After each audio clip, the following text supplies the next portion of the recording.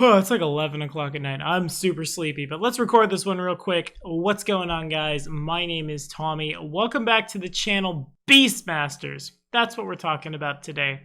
Had a request come down for, can I possibly put the Familiar Master, Beastmaster, Ranger, Witch all together to make the Master of Many Pets? Okay, so all of those don't super fit. Nevertheless, we have rolled up something I've been kind of excited for since I've seen its release. I'm pretty happy with it, and it had a lot of synergy, which is kind of where the build came from in my mind several weeks before making this video. But enough about that. Let's talk about it, shall we? If you're liking what you're seeing, remember to like, subscribe, and ding the bell. Why, yes, I have a gross zit on my face, and I'm covering it with my hand because I'm a little self-conscious. Don't judge me, unless you want to support us on Patreon at any tier to get access to a Google Sheet on which this is made, or maybe pledge up and kill people with your pet dog. That's always fun. Anyway, here we go. Right, so throughout my time in tabletop role-playing games, the guy who has too many monsters to throw at the monsters, summoners aside. I don't know why I don't like summoners, but I do like animal companion-based classes. Have always been some of my favorite things. I've vibed with animals more than people, kind of as a rule ever since I was a kid. So being able to run this in 2nd edition in a way that actually functions pretty darn well, both in terms of combat and in exploration, bopping around. Yeah, no, we vibe with that. Let's dive right into it. Indeed, we will be building around the witch today, but we have exactly one witch feat throughout this entire thing. We are almost entirely the Beastmaster archetype, the one that lets you get extra animal companions, level up your animal companions, and have value within those pets. The witch gives us access to a familiar as part of the request for this video, but it also gives us access to magic, a thing that helps us make sure we're super good at the table. Fervor will be our patron for access to the divine spell list. I think in combat, a lot of our spell economy will be used to just heal and buff and heal. This helps pad out the fact that an animal companion can't get as buffed as they used to, and keeps us, in general, useful on the field. Stoke the Heart for one action. The target gains a +2 status bonus to damage. Once the spell ends, the target becomes temporarily immune for a minute. Heightening this will increase by 1, though we don't get a heck of a lot of focus points on this build. Is pretty good for our animal companions. The scaling buff to damage looks great. And we don't really care that we have to sustain a spell, because most of our action economy will come from the wolf that we will be taking as our first animal companion. If it's sustain, command the wolf, one action, heal the wolf, and then the wolf attacks, value is still had. For today's race, we will be playing an orc, and we will take the Damphir Versatile Heritage. The synergy for this one is just straight up unreal. When the Advanced Player's Guide was dropped, when I got my advanced copy and I was flipping through it to make the videos, it dawned on me that these two stacked super good for this kind of build. So good, in fact, that we're going to talk about the Ancestry feats first. Anyway, your background, anything with con and int is good. Start with 12 strength because you're an orc, 12 dex, why not? 14 con, 18 int, 12 whiz, 10 cha. First things first, the sweet, sweet secret tech of this build, Voice of the Night, lets you ask questions of, receive answers from, and use diplomacy with bats, rats, and wolves. Either a small bat or rat will take the form of our familiar, and a bat and a wolf will be our two animal companions. From jump, we are able to communicate with them. This will save you a point building up the familiar, and also always be able to clear up that water of how well Batty Coda and Scooby-Doo understand you. This literally says you can talk to them. This is very good if they are scouting for you, especially later on with some Beastmaster stuff. Again, never underestimate the power of especially something like a rat in an urban game, or even a bat in an urban game in certain parts of the world. As long as they're not regularly vampire killing, going just totally unnoticed. It's super good. Orc Ferocity and Undying Ferocity come next. They're good for us if we happen to catch an arrow crit to like stave off and heal, but really it's Ferocious Beast. The ability to grant Orc Ferocity to any animal companion or bonded animal to continue that value moving forward. There's not a lot of things in this game that can go on an animal companion, so anything we can get seems real good.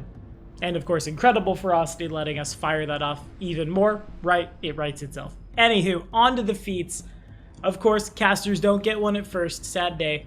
Beastmaster dedication will grant us the service of a young animal companion that travels with us and obeys our commands. Contrary to your druid, ranger, oh my, this feat can get you a second pet. If you ever have more than one, you gain the call companion action, which we'll talk about later on. The sheet assumes you will get the wolf before the bat. You will get the one we're expecting to put in combat before we're going to get the scout. Flavor to taste. Do what you need to do. You'll know better than me. At level 4, of course, grab the other one. This will also, since it is our second pet, feed the focus pool and grab us call companion. You spend 1 minute calling for a different animal companion, switching your active companion for another one. Generally speaking, you'll want the bat, I think, in exploration, maybe sometimes the wolf. You'll know better than me, but the wolf is probably your combat go-to. If you can, always switch out, spend that focus point, or even like if the animal is nearby, usually foraging or hunting for food, like just go find it or talk to it and see if the GM will let you cheat a focus point used that way. Otherwise, you're pretty regularly spending 11 minutes to re-up. Next up, Mature Beast Companion from the Beastmaster will cause all of our pets to bump up. Incredible Companion makes either nimble or savage or other things. Beastmaster's Bond, sort of the other shoe that drops on the build here, lets you communicate telepathically with your animal companion within 100 feet. Once we're legendary at nature, anywhere on the planet. If you need to talk to your wolf and be like, hey man, how you doing? How's your folks? You can do that thing. Again, this continues to be super strong for a scouting animal companion. Bat goes forward, bat picks up bat's bat phone, you pick up your people phone. You can clearly understand each other and clearly communicate. Guess we better grab one witch feat. Witch's Charge. During your daily prep, you can designate one willing creature as your charge. You are always aware of your charge's direction from you, its distance from you, and any conditions affecting it. In addition, you can cast spells with a range of touch on your charge from a range of 30 feet. This effect persists until your next daily preparations, aka pick the wolf at the beginning of the day, 1 action sustain a thing, 1 action command the wolf, 1 action for a 1 action heal, which is treated like a 2 action. Or I guess your fighter, your barbarian, whoever it is you want to keep alive. There is another feat that lets you pick more charges. I really wish we could have fit it because that's super strong for a healer. Rather, we're going to take Specialized Companion, not 1, not 2, but 3 times. Each time from the Beastmaster to buff out both your pets. And at 20th level, because I'm sort of prioritizing getting buffs to things before having both things out, you might take this at 16th if you feel like you're hitting a lot in combat and you're not in super danger. Again, you're gonna know better than me. 2 companions active at once. However, when you do, it's more difficult to command them. If you don't command either of them, one of the 2, your choice, can still use 1 action on your turn to strike a strike as per Mature Beastmaster Companion, but not both. When you command an animal, either choose 1 to take 2 as normal, or else both companions can take 1 action to stride or strike. At very first, this seems like a trap, but consider that animal companions have their own map. They're not using yours. This is essentially animal companion double slice, right? We can't barbarian rage our wolf in this system, so why not the wolf and the bat both have 1 attack at full map? This seems much more likely to hit, especially after they're in a flank and the wolf has done its thing and tripped somebody. And it sort of feels like some of the value that we've been missing from the animal companion in the first place. In fact, 2 pets are better than 1. The skill feats, as always, vary up to you, my friend. Toughness, Die Hard, Incredible Initiative, Armor Proficiency, and Canny Acumen for a reflex. Really couldn't fit that Halfling Luck in here. But that is what that is. Anyway, this is a really short one, it turns out. Before we run off today, the wolf and the bat actually have the same base stats and hit points, so that gets real easy to run. The wolf's support benefit of slowing someone down is what it is, I suppose. But its specialty for 1 action, if its last action was a successful Jaws strike to knock something prone, real good. Oops, it's suddenly easier for the barbarian, the fighter barbarian, the magus now, fun times, to jam that crit in, and also your burning actions to stand up. Wolves in this system are also lightning fast at 40 feet.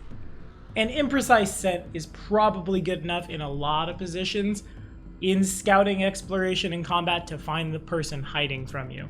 The bat has a very, very slow fly speed of 30 feet, but has echolocation out to 20 feet, hearing as a precise sense within 4 squares. Remember that needs to be thought about in 3D when this creature is flying. Seems pretty good as a point, click, and shoot for your own ability to throw divine magic at folks, and again, as a scout, pretty damn good. I don't think we ever really use the whirlwind attack bit. Maybe if you throw the bat into a bunch of lobies, y'all will know better than me. I don't hate the support benefits debuff to attack rolls though. In any case, the wolf will be going mature, savage, daredevil, wrecker, bully in that order for its specializations and things. Mature pets, of course, get their strength, dex, con, and whiz up by 1. Their unarmed attack damage goes to 2 dice. Its proficiency in perception and all saves go to expert.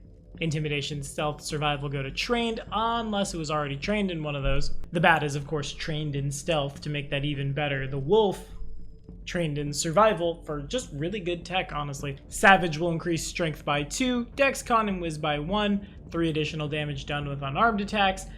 Expert in athletics and the advanced maneuver. If the companion is medium or smaller, it grows by 1 size. Daredevil gives the pet the deny advantage ability, so it doesn't get flat-footed to hidden, undetected, or flanking creatures unless its level is greater than yours. Nice. Becomes master in acrobatics. Dex goes up by 1, aka AC. Reflex saves goes up by 1, and unarmored defense goes to expert or master if it was nimble. Wrecker lets the creature ignore half of an object's hardness. Athletics goes to master, but most importantly, strength goes up by 1. Same with bully. A chaw up by 3 is the thing, I guess. Lands the wolf at 16 charisma. Buffing out intimidation is dope. Mostly, we're just feeding that strength score. Our bat friend, rather than becoming nimble or savage, will go genie touched. We will be choosing the Jinn for air, bumping up our bat's wisdom, aka its perception, by 2, strength, dex, con by 1, 3 additional damage, resistance 5 to electricity for us. Though the SRD reads acid for Jinn and electricity for Shaitan, that should be, I think, flipped around. That seems like a typo.